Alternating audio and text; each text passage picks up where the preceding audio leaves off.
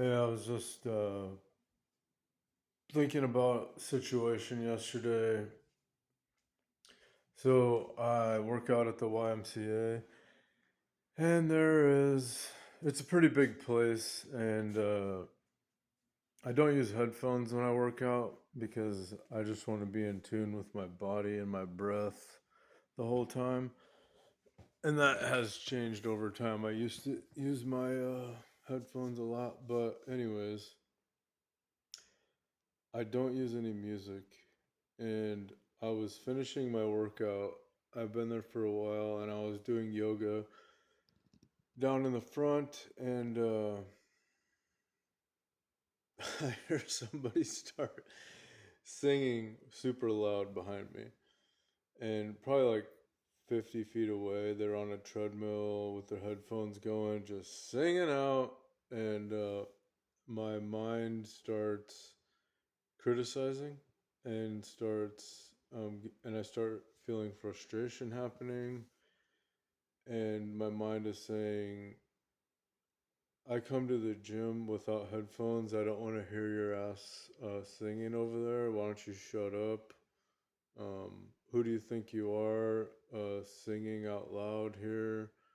Do you hear music in the YMCA? No. And so why are you bellowing your etc., etc.? And because of my practice of meditation and observing my thoughts, I noticed this dialogue happening, and I was like, just stop, Casey. Just stop, mind. And I switched the narrative and I said, you know what? That person he sounds really happy, and who am I to stop his happiness and just let him be how he wants to be? And Casey, you be how you want to be. And do you want to be unhappy?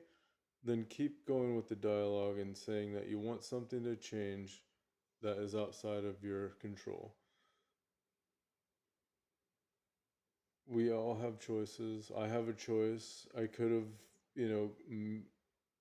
said something to him or just kept the narrative going and getting more frustrated and angry. But anyways, I stopped that and I said, you sing as loud as you want, and that's fine with me. You just have fun over there, and I'll enjoy your song. That's what I did, and I said, fine, I'll just enjoy your singing.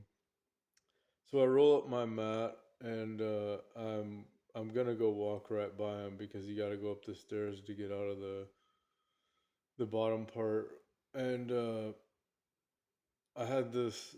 So I had changed my attitude, and I had a smile on my face, and I was just looking at him and watching him, and he was like chatting up his neighbor and like going back to singing, and I we locked eyes as I was going up the stairs, and I just had probably the same smirk on my face, and he looked at me, and he looked back, and he got off his treadmill and he was like, "Man, I like your smile, man.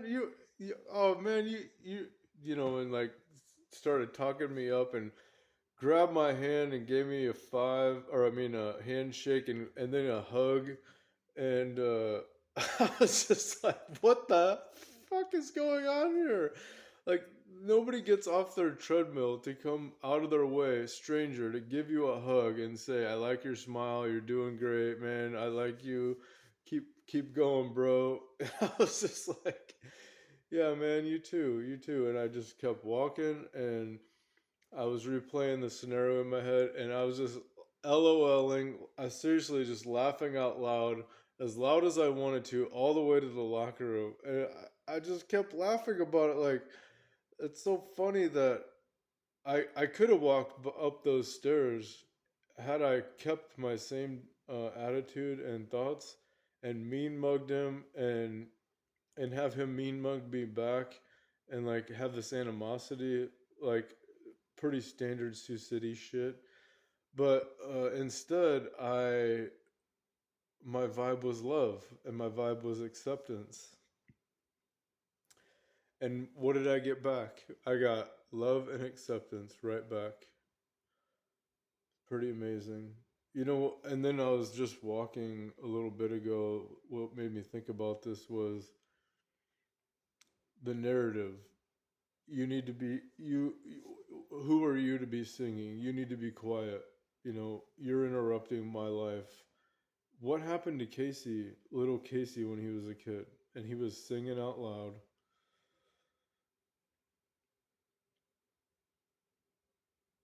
Those are the wounds that we have. And it's not a blaming game on anybody. It's not a poor me kind of thing. It's just those are the wounds that we have, and that's a very minor wound. Like, you need to stop singing, in the house because you're so happy and you like the song or something, and then somebody tells you shut your mouth, be quiet.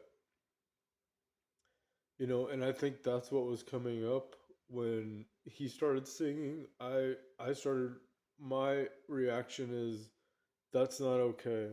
We don't sing in here. You need to be quiet. You're disrupting my peace.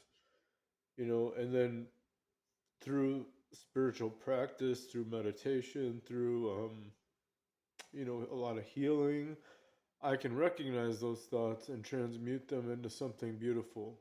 And so I transcended that pattern yesterday and accepted him for who he was, and that he was happy and that he wanted to sing, and gave him love, and it came right back to me. you know um and there was healing that's happening around that, and I feel healing is still happening because of that. Anyways, I just thought that was a great little example of a tiny little trauma that happened a long time ago, probably to me, and adult Casey go on this spiritual path, dealing with those things in real life because they keep coming back to us.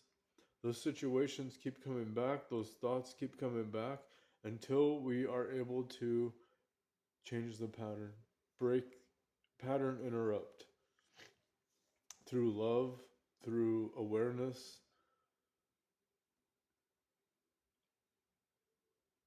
through acceptance, through realization that we don't change things on the outside without changing things on the inside. What happened in that situation? I changed myself on the inside, and my outside changed. My world changed. My experience changed. If I hadn't have changed the inside, I would have got animosity back. I would have got, what the fuck are you looking at back? Because that's how I used to live. People look at me too long. People tell me what to do. People give me any kind of animosity. Or even if they didn't, even if they just looked at me and I didn't like how they looked at me, what the fuck are you looking at? Well, do we have a problem here?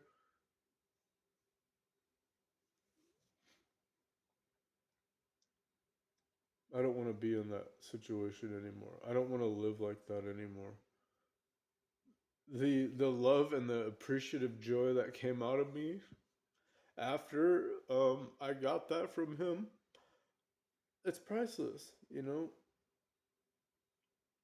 Look, I'm still living off it today, which I'm trying not to cling to. Because if we cling to even good things, we can create our own suffering. So I'm just trying to go with the flow these days. But I just thought I'd share that little tidbit with you, and I hope it can help somebody to catch themselves with those negative thoughts, that those criticizing thoughts, those controlling thoughts, uh, that we want to control how people are, how people act, what they do, how they interact with us, how they treat us. We don't have any control over that. The only control we have is our own attitude and our own emotional nature, and our own thoughts. It's all inside. You're in there, right? You're inside. Yeah, I'm inside too, and I'm observing the outside. 10 minutes. Love you. Focus on your breath.